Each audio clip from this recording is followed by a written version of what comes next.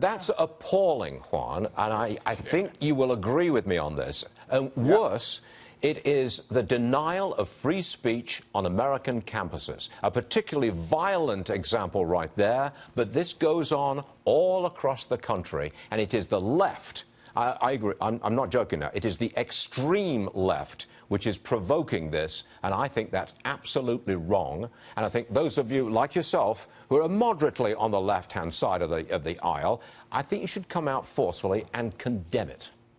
I've written books condemning it. I wrote a book called Muzzle, which was about the whole idea that we don't have honest debate, and part of it is the far left trying to shut down honest debate on college campuses. I don't agree with the speaker that was invited there. I think he's a provocateur. But even as a provocateur, I think his free speech rights have to be protected.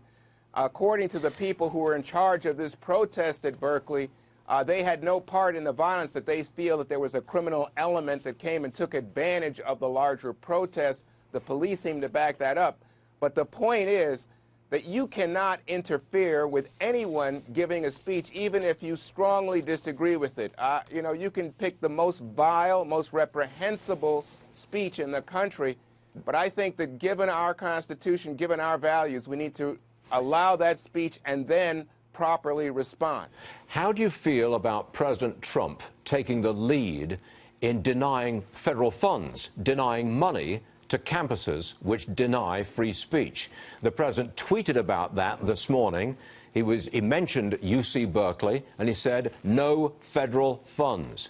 Now, I think that's a good idea. We need somebody who's going to stop this nonsense on our college campuses, and I think President Trump's the guy to do it. You join me on that?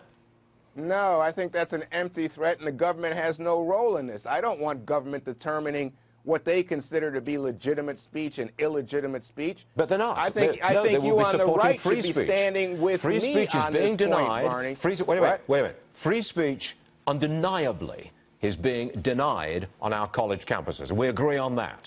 How do we stop that? How do we fix that? How do we return our universities to doing what they should be doing, the free expression of opinion? One way is to say, you knock it off, or else you don't get my taxpayer money. I see nothing wrong with that at all.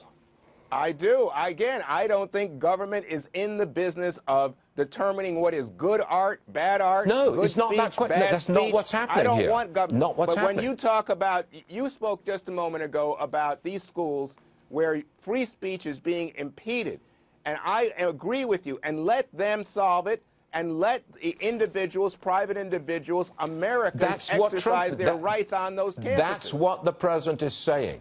If you don't fix it, if you don't fix it, you don't get. No, he's not. No, you're wrong. You're flat out wrong.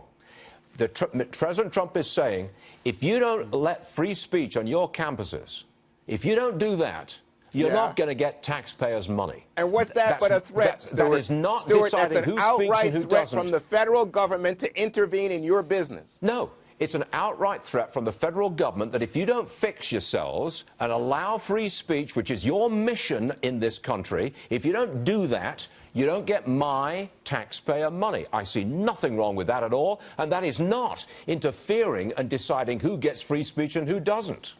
Well, who's going to decide if they are, in fact, impeding or intruding on someone's free speech? I think we had a clear case in Berkeley last night, but in general, what we have are cases where somebody says, well, I wanted a speaker invited, and they have too many liberal speakers, not enough conservative speakers, or someone came in here who was pro-life, and I thought they should have had someone who was pro. No, Stuart, let the government stay out of it.